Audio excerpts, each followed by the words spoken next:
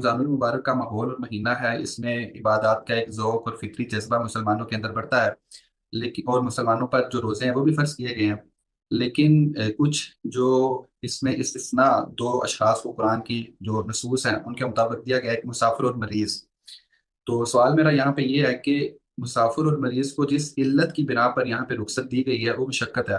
تو کیا یہی علت جب کسی اور حکم کی طرف، کسی اور فرد کی طرف منتقل ہوگی تو کیا یہ حکم رخصت کا اس کی طرف جائے گا یا نہیں؟ اس سوال کے پوچھنے کا بنیادی مقصد یہ ہے کہ ہمارے ہاں چونکہ رمضان المبارک کا مہینہ اور جو بورڈز کے جو سالانہ ایگزامز ہیں، خاص طور پہ میٹرک اور ایف اے کے، وہ شروع ہوئے ہیں، تو طلبہ اس حوالے سے چونکہ دور دراز کا سفر کر کے ایگزامینیشن سینٹرز تک پہنچنا ہوتا ہے اور پھر رات کو تیاری کرنی ہوتی ہے پورا سال، ایک اس کے پیچھے ایک سلیبس بڑا لینتھی قسم کا ہوتا ہے، تو بعض اوقات والدین کی طرف سے، اساتذہ کی طرف سے ان کو یہ سننے کو ملتا ہے کہ اصل چیز دین ہے، اس کے اندر آپ روزہ رکھیں۔ ایک والد کو تو میں نے کل اپنے بازار میں، اپنی گلی محلے میں یہ کہتے ہوئے سنا، اس نے ساتھ پانی کی بوتل پکڑی ہوئی تھی اور وہ اپنی بائک پہ مطلب ایگزامینیشن سینٹر کے لیے جا رہا تھا، تو محلے والوں نے یہ کہا کہ تم اتنے مطلب 9th کلاس کے پیپر دینے کے لیے تم جا رہے ہو، اپنی عمر دیکھو اور اپنے کام دیکھو۔ وہ بڑا شرمندہ ہوا، اپنے اندر اس نے اس کو ایک گلٹ محسوس کیا۔ تو سوال میرا آپ سے یہ ہے کہ یہ جو مشقت والی علت ہے، یہ اگر ایک طالب علم کے لیے منتقل کی جائے یا اسی طرح ایک ورکر کے لیے منتقل کی جائے تو اس میں کیا کفایت ہے؟ جی دیکھیے، جس دین سے میں اور آپ واقف ہیں اس کے اگر اندر اتر کے اس کے حقائق اور معارف کو ہم جانیں تو وہ یہ نہیں ہے کہ ہم لوگوں پر زور زبردستی کر کے ان کی طبیعت کے برخلاف کوئی اللہ کی ہدایت کو زبردستی ان سے منوا لیں۔ اللہ تعالیٰ جو بھی حکم انسانوں کو دیتے ہیں اس کا ایک مقصد، ایک ہدف، ایک حقیقت، ایک علت ہے۔ ہم سب یہ جانتے ہیں کہ یہ جتنے احکامات انسان کو دیے گئے ہیں یہ خالق کائنات نے ہماری تربیت کی غرض سے دیے ہیں، اور تربیت کے لیے جو پہلی ناگزیر فطری اور عقلی شرط ہے وہ یہ کہ جس بندے کی تربیت کی جا رہی ہے وہ اس قابل ہو کہ اپنی اس تربیت کے اوپر توجہ مرکوز کر سکے۔ اس کی کیا وجہ ہے؟ اس کی وجہ یہ ہے کہ جن لوگوں کے ساتھ شریعت متعلق ہونی ہے ان کے حالات و واقعات کی رعایت سے ہونی ہے۔ اگر وہ اس پوزیشن میں ہوں گے کہ چیزوں کو سمجھیں، ان پہ غور و فکر کریں، پھر ان پر عمل درآمد کریں، تو اللہ کی جو منشا ہے اور اللہ کا جو مطلوب تقاضا ہے وہ پورا ہوگا۔ اسی چیز کو پیغمبر پوری زندگی بیان کرتے ہیں اور ہر موقع پہ، ہر جگہ پر اسی پہلو کو روشن کر کے لوگوں کے سامنے رکھتے ہیں کہ خدا کا دین کوئی تمہارے اوپر مشقت کے بار ڈالنے کے لیے نہیں آیا، کوئی تمہیں کسی عذاب میں جھونکنے کے لیے نہیں آیا، بلکہ تمہیں تمہاری نارمل لائف کے اندر رہتے ہوئے وہ تقاضے جن کو تم برداشت کر سکتے ہو، جو تمہاری طاقت، قدرت، استطاعت میں ہیں، ان کی رعایت سے اللہ تعالیٰ تم پر کچھ احکامات، کچھ شریعت بھی مقرر کرتے ہیں۔ تو یہ ہمارے یہاں جو رویہ پیدا ہو گیا ہے یہ دین اور شریعت کے پورے مزاج سے بالکل الگ ہے، مختلف ہے۔ ہمارا مذہب اس طرح کے معاملات میں وہ رویہ نہیں اپناتا جو کٹھور رویہ ہمارے ہاں کے مولوی حضرات لوگوں پر اپناتے ہوئے نظر آتے ہیں۔ بہت سیدھی سی بات ہے،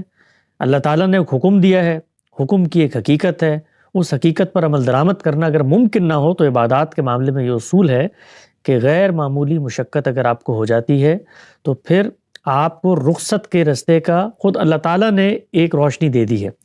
تو جو بچے اس طرح کے ماحول میں ہیں کہ ان کو امتحان دینا پڑتا ہے، ہمارے ہاں ٹھنڈے کمروں میں بیٹھ کے مفتی حضرات ایک فتویٰ دے دیتے ہیں، کبھی وہ نکلیں پاکستان کی گلیوں میں جائیں، لوکل بسوں میں دھکے کھاتے ہوئے سفر طے کریں، اس کے بعد ایگزامینیشن ہال میں پہنچیں، صبح سے شام ہو جاتی ہے اور اس کے اندر ایک شخص کا برا حال ہو جاتا ہے، وہ بھوک و پیاس کا مارا نڈھال نہ اس کی صلاحیتیں اس طرح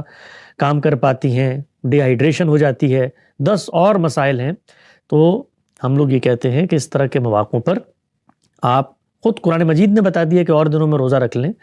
تو سوسائٹی کو انکریج کرنا چاہیے، بجائے ان لوگوں کو کوئی تشویش کی نگاہ سے دیکھ کے، بجائے ان لوگوں کو شرمندہ کر کے کہ کوئی پانی کی بوتل، کوئی بچہ ہے، نوجوان ہے، اسٹوڈنٹ ہے، اسی طریقے سے کوئی مزدور ہے، وہ اگر اس موقع پر اللہ کی اس چیز پر عمل نہیں کر سکتا تو اس کو انکریج کرنا چاہیے، اس کو حوصلہ دینا چاہیے کہ بیٹا کوئی بات نہیں، تم ایک دوسرا کام کر رہے ہو، اللہ تعالیٰ نے رخصت دی ہوئی ہے، اس پر بعد میں عمل درآمد کر لینا۔ لیکن ہمارے یہاں جو عمومی رویہ ہے وہ چیزوں کو نافذ کرنے کا ہے، چیزوں کی حقیقت، ان کے پیچھے کارفرما علت، اس میں خدا کی طرف سے دی ہوئی رخصت، اس کو ہم اپنانے میں خود اپنے لیے زحمت سمجھتے ہیں، گویا ہم خدا سے زیادہ خدا کی منشا کو جاننے والے بن گئے۔ یہی وہ مرض ہے جو ہم سے پچھلی امتوں میں پیدا ہوا، بالخصوص یہود میں،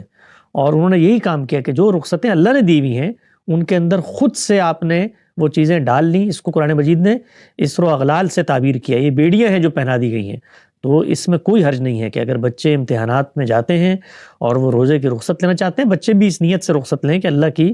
ایک مطلوب تقاضا تھا اس کو ہم اس وقت پورا نہیں کر رہے, بعد میں پورا کر لیں گے. جی بہتر. یہاں پہ رخصت کے جو قبول کرنے کا اختیار ہے وہ طالب علم کے پاس ہے, نہ کہ والدین کے پاس اور ایک مفتی صاحب کے پاس, ایسے ہی ہے؟ بالکل ایسا. یہی ہماری جو پوری کی پوری فکر مرتب ہوئی ہے وہ اس غلط اصول پہ ہوئی ہے کہ دوسرے لوگ بیٹھ کے میری مشقت کو ناپ کر بتائیں گے کہ تمہیں کس چیز پہ کتنی مشقت ہوتی ہے. اس کا فیصلہ میں نے کرنا ہے. انسانوں کی باڈی ٹائپ مختلف ہے,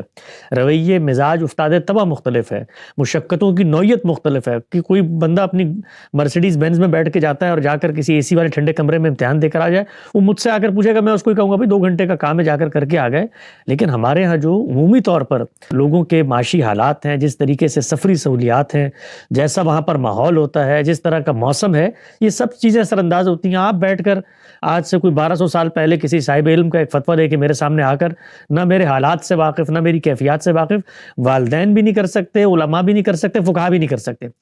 بندے نے دین پر عمل کرنا ہے, بندہ دین کا مخاطب ہے. کوئی دوسرا شخص تجویز, رائے, نصیحت کی حد تک بات کر سکتا ہے. قبول کرنا یا رد کرنا یہ بندے کا فیصلہ ہے.